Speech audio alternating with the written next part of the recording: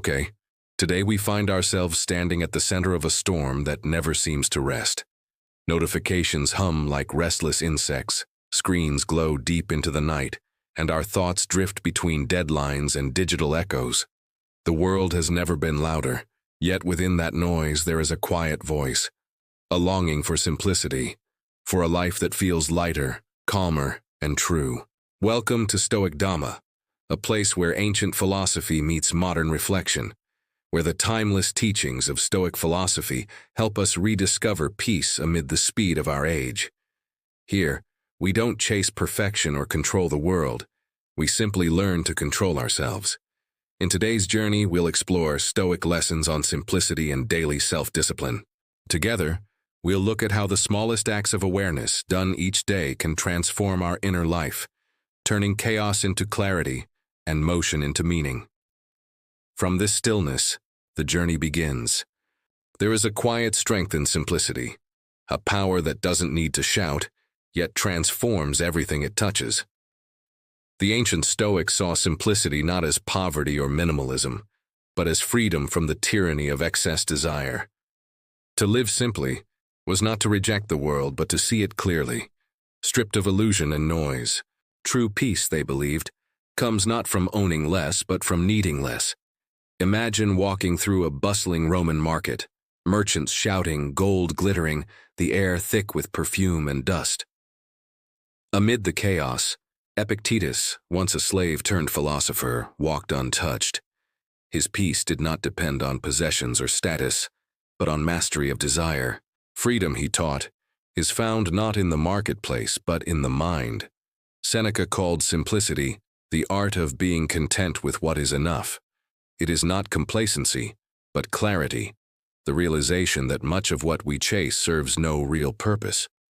We accumulate things, titles, and praise, hoping they will quiet the mind, but they only add noise. The Stoics saw that by letting go of the unnecessary, we recover our focus and strength. Even Marcus Aurelius, Emperor of Rome, wrote in Meditations about the power of simplicity. Surrounded by wealth and authority, he reminded himself that true greatness lies in restraint. Very little is needed for a happy life, he wrote. Marcus knew the hardest empire to govern was not Rome. It was one's own thoughts. Why does simplicity give such power to discipline? Because attention is finite. Every desire and distraction pulls at it like a thread. The more threads we scatter, the weaker our focus becomes. Simplicity gathers those threads back into one, allowing the mind to act instead of react. In today's world, our distractions multiply through screens and notifications. A modern Stoic might begin by observing this endless tug and asking, what truly deserves my attention? Discipline, then, is not harsh restriction. It's clear intention. By removing the unnecessary, we make space for what truly matters. The Stoics taught that simplicity and freedom are inseparable. True liberty, said Epictetus, comes not from doing what we want, but from wanting only what is essential. When we stop depending on the world to fulfill us, we stop being enslaved by it. Simplicity, therefore, is not weakness. It is mastery. Picture a morning lived without noise or rush. You wake slowly, without reaching for your phone. You breathe. Notice the warmth of light, the taste of coffee, the texture of silence. Nothing around you has changed, only your perception has. Simplicity sharpens awareness and restores gratitude to ordinary life. The Stoics also practiced mental simplicity. They filtered their emotions, keeping only those aligned with reason. Anger, envy, worry, these are clutter of the mind. To live simply is to curate your inner world with care, retaining only what nurtures peace. Seneca wrote, "It is not the man who has too little, but the man who craves more, that is poor." Self-discipline is not suppression, but alignment, a life directed toward essentials. Each act of restraint becomes a declaration of inner freedom. Think of a mountain stream, calm, clear, yet unstoppable. It flows around obstacles without struggle. The Stoic life is the same. Strength through flow, not force. Peace through letting go, not control. Across the ruins of the ancient world, Stoic schools still whisper this truth. Wisdom is not stored in books, but practiced in the rhythm of daily living. Their courtyards were open to sun and wind, reminders that philosophy, like life, thrives in simplicity. Yet simplicity is not easy. It requires courage to release what we cling to: possessions, opinions, habits, and even identities. To live simply is to stand vulnerable before truth, admitting that we have been chasing shadows. But once we let go, we find space for what endures: stillness, gratitude, and love. The real question we must ask ourselves is this: what is truly essential in my life? Much of what weighs us down cannot be seen. The endless expectations we try to meet, the comparisons we make, the fears we carry quietly within. These unseen burdens shape our choices and cloud our clarity. When we finally choose to release them, we don't lose anything real. Instead, we gain space to breathe, to see, to live more fully. Letting go is not a form of defeat.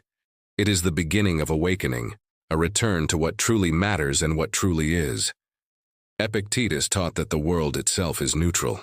It is our attachment that creates suffering. By releasing those attachments, we don't lose the world. We rediscover it. Simplicity becomes a way of seeing clearly, a kind of inner vision. Take a breath now. Notice the silence beneath the noise. That quiet has always been there. It returns the moment we stop adding to the clutter.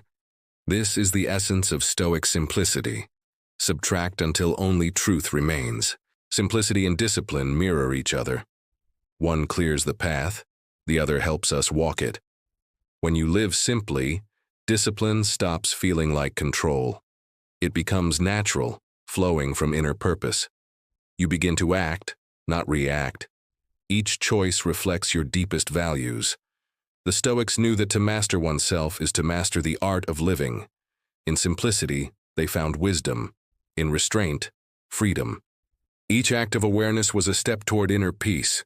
So tonight ask yourself, what would my life look like if I carried less? What if success meant not more, but enough? Not constant motion, but deeper presence? The answer lies not in striving, but in stillness, in realizing that the quiet strength you seek has always been within you. That is the essence of Stoic simplicity. Not turning away from the world, but meeting it more fully. With open hands, an unburdened heart, and a disciplined, steady mind. It is choosing clarity over chaos, presence over distraction, and strength over struggle. A quiet mastery of self amid life's constant motion. Discipline to the Stoics was never a matter of harsh control or punishment.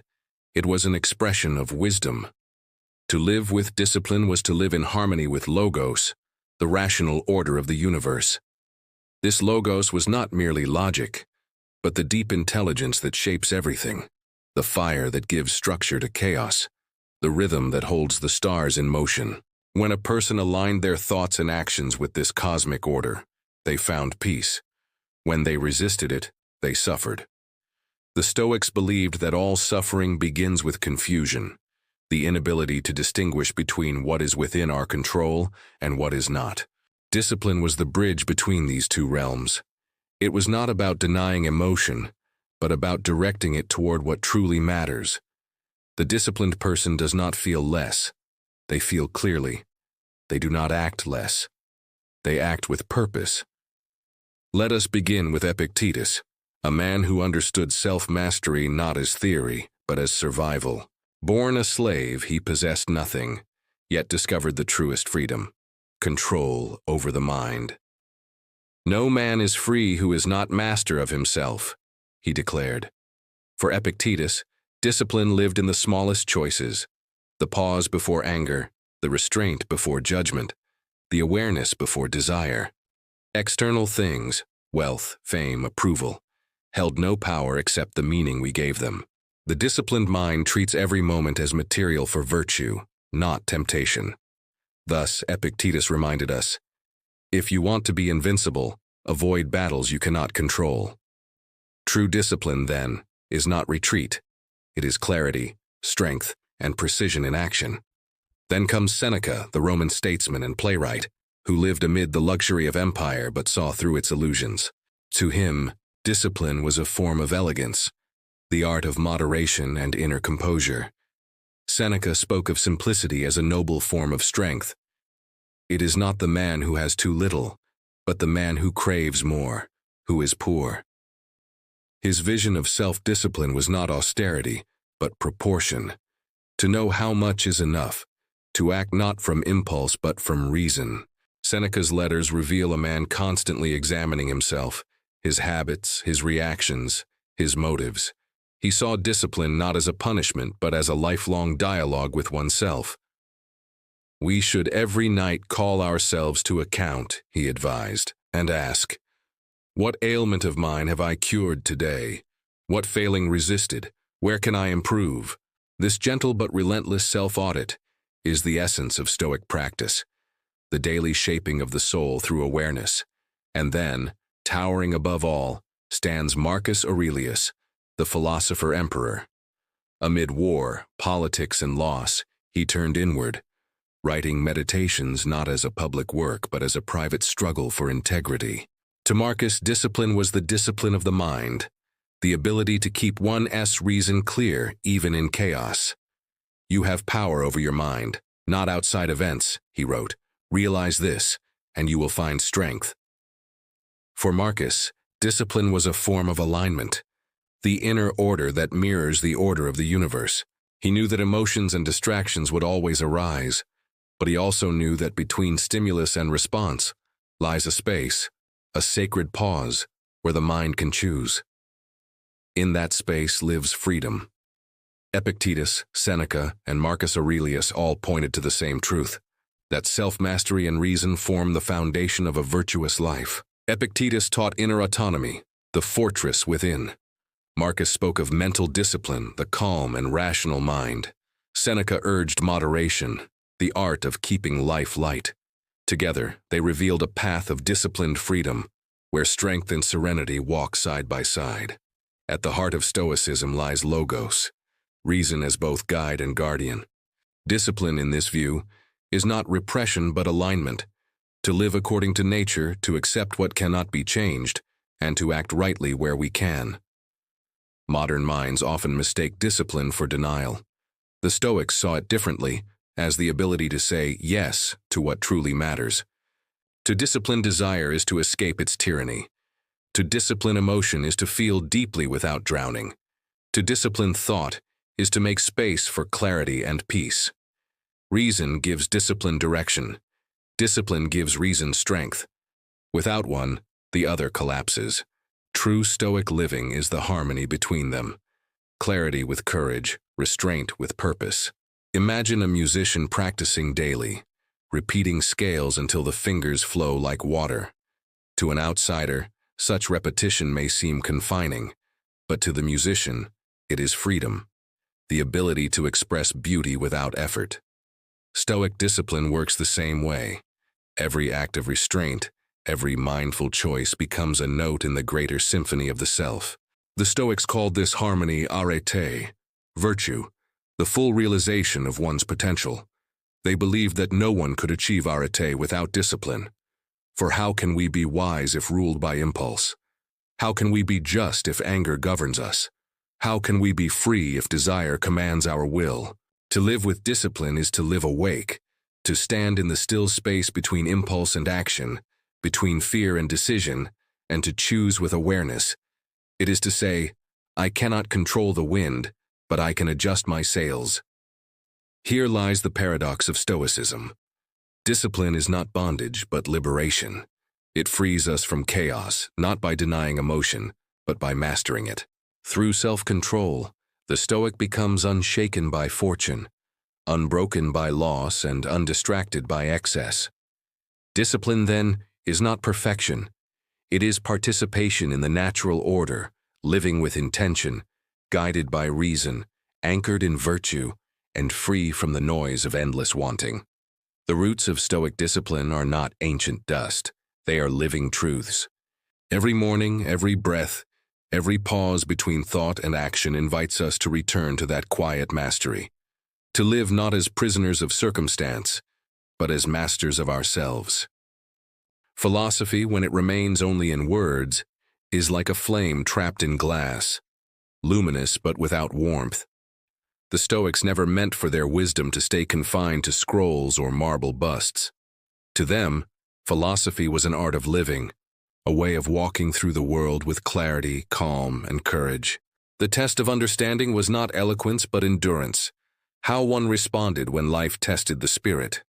So how do we bring Stoic philosophy into the rhythm of modern life, into our mornings, our work, our relationships, our restless minds? It begins with small, deliberate choices.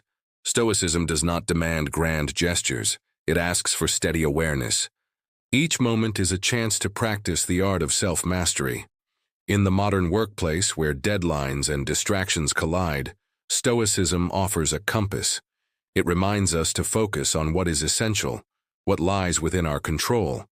When emotions surge, irritation, stress, competition, the Stoic asks, is this within my power to change? If yes, act with reason. If no, let it go. This is not indifference, it is intelligent serenity. Epictetus would remind us that anger or frustration adds nothing to a solution. The disciplined mind pauses before reacting, grounding itself in purpose. Marcus Aurelius practiced this daily as emperor, surrounded by politics and betrayal. He wrote to himself, "Do not let your thoughts be carried away by the appearance of things. Hold steady to what is right." In work, this becomes a quiet strength. You do not rush because others rush. You do not panic because chaos arrives. You act from principle, not pressure. You train yourself to see the difference between busyness and purpose. The Stoic professional is calm not because life is easy, but because their mind is disciplined. Now imagine relationships, the delicate dance of expectation, misunderstanding, and emotion. Here too, Stoicism offers a profound lesson. We cannot control others, only our response to them. To practice this truth is to reclaim peace. When someone speaks harshly, you pause. When judgment arises, you breathe. When emotions burn, you observe them instead of becoming them. Seneca once wrote that, "We suffer more often in imagination than in reality." Much of our conflict begins in thought, the stories we tell ourselves about what others mean or intend. A Stoic response is to suspend judgment, to listen deeply, to act with kindness, but not attachment. To be calm is not weakness, it is mastery. Through this lens, relationships become a form of practice, a mirror reflecting the state of our inner discipline. Each conversation is a test of patience. Each misunderstanding is a chance to practice humility. Each act of forgiveness is a victory of reason over ego. But the most sacred ground of practice lies within, in the quiet space where no one sees. The Stoics were masters of inner rituals, small, consistent habits that shape the mind. One of their most powerful practices was morning reflection, a moment at dawn to prepare the soul. Marcus Aurelius began his day by reminding himself, "You will meet the ungrateful, the arrogant, the deceitful. Do not let them disturb your peace. Act according to nature, genau, with justice, temperance, and wisdom." You can begin in the same way. Before the world demands your attention, take a few minutes in silence. Breathe deeply. Visualize the day ahead. Ask yourself, what is in my control? What virtues can I practice today? This is how Stoic calm is built, not through theory, but through rhythm. In the evening, the Stoics practice journaling, not as mere record-keeping, but as self-examination. Seneca advised reflecting on the day with honesty. What did I do well? Where did I falter? What can I learn before tomorrow? This gentle self-accounting transforms mistakes into wisdom. Over time, the pages become a mirror, not of perfection, but of growth. Another timeless exercise is negative visualization, the art of imagining loss, not to invite sorrow, but gratitude. The Stoics believed that by contemplating impermanence, we awaken appreciation. Picture for a moment losing what you now take for granted, your home, your loved ones, your health. Then open your eyes and feel the quiet joy of still having them. This is how gratitude deepens, not from abundance, but from awareness. And then there is memento mori, the remembrance of death. Far from morbid, it is a call to live fully. To hold death in mind is to see life clearly. Marcus Aurelius meditated on this truth often, reminding himself that each day could be his last. When we remember that time is finite, every gesture becomes sacred. Every conversation gains meaning. Every breath feels deliberate. Finally, there is what the Stoics called the discipline of desire, the training of the will to want only what aligns with nature. This is not the suppression of joy, but its purification. Instead of craving what is fleeting, you learn to desire what endures. Wisdom, courage, kindness, self-control. You shift your focus from what the world offers to what your character creates. When applied together, these practices, morning reflection, journaling, negative visualization, and the discipline of desire, form a structure of calm. They do not remove hardship. They transform it. They turn each difficulty into training, each obstacle into opportunity. In our time of constant distraction, these rituals are anchors.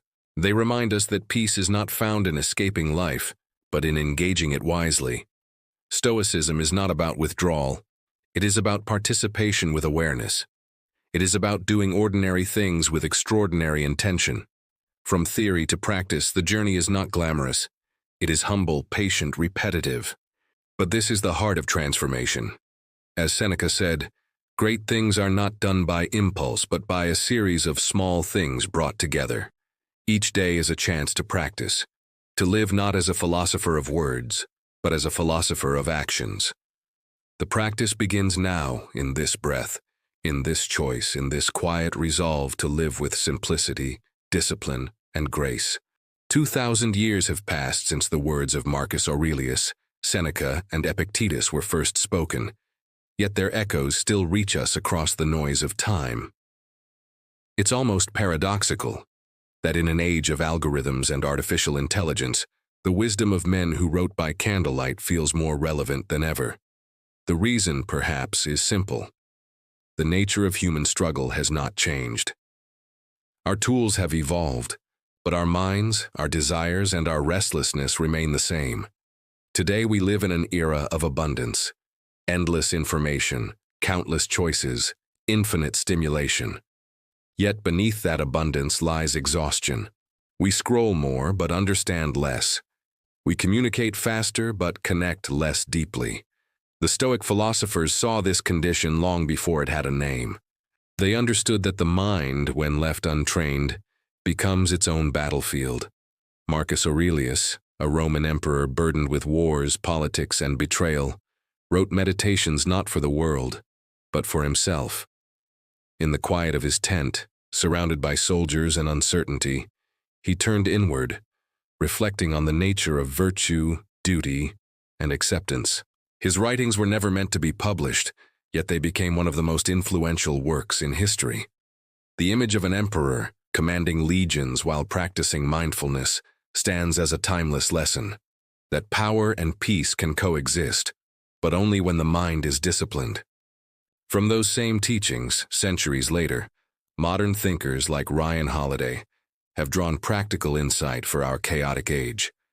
Through books such as The Daily Stoic and Ego is the Enemy, he has shown that Stoicism is not a relic of the past, but a living philosophy, one that applies to leadership, creativity, and resilience. He writes of using obstacles as opportunities, of mastering the self before mastering others, of seeking simplicity in a world that profits from complexity. In many ways, Ryan Holiday has become a bridge between the ancient and the modern. He translates the words of Seneca and Marcus into language that speaks to our daily realities: burnout, anxiety, distraction. His success is not in reinventing Stoicism, but in reminding us that the principles of reason, discipline, and gratitude are as urgent now as they were in Rome. Look around you. We live in a digital empire of constant motion, notifications, updates, comparisons. Every moment pulls us outward, away from ourselves. In such an environment, Stoic simplicity and self-discipline are not luxuries. They are survival skills.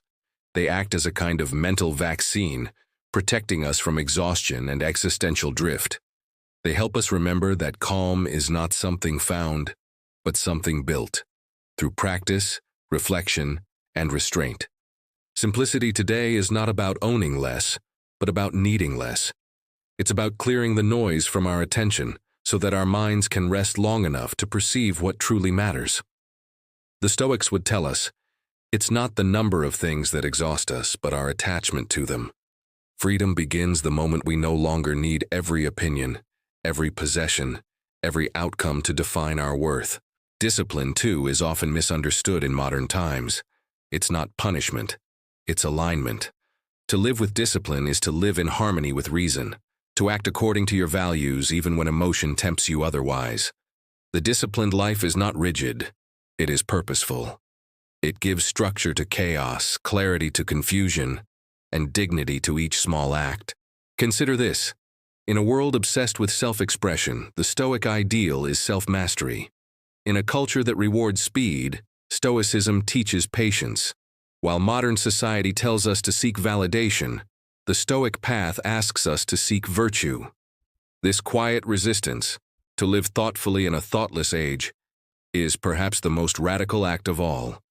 And yet Stoicism does not demand we retreat from the world. Marcus Aurelius did not abandon his empire. Seneca did not forsake his duties. Epictetus, born a slave, found freedom not through escape, but through understanding. The Stoic way is not withdrawal, it is participation with awareness. It invites us to live fully, to act justly, but to do so with inner calm. In our daily lives, this might mean something simple: to start the day with intention, to end it with reflection, to speak less but mean more, to replace reaction with response. Every act of restraint is an act of freedom. Every mindful choice, however small, becomes a stone in the foundation of tranquility. Perhaps the greatest gift of Stoicism is that it shifts the measure of success. No longer is life judged by what we possess, but by how we think and behave. Wisdom replaces wealth. Serenity replaces approval. The Stoic knows that while the world changes, the inner principles of courage, justice, temperance, and wisdom endure. And so, after 2 millennia, the teachings of Stoicism remain, not as doctrine, but as a mirror. They show us that the struggle for peace is timeless, but so is the path toward it. The same clarity that guided Marcus on the battlefield, that grounded Seneca in the court of Nero, that freed Epictetus from chains, can still guide us through the digital storm of the 21st century.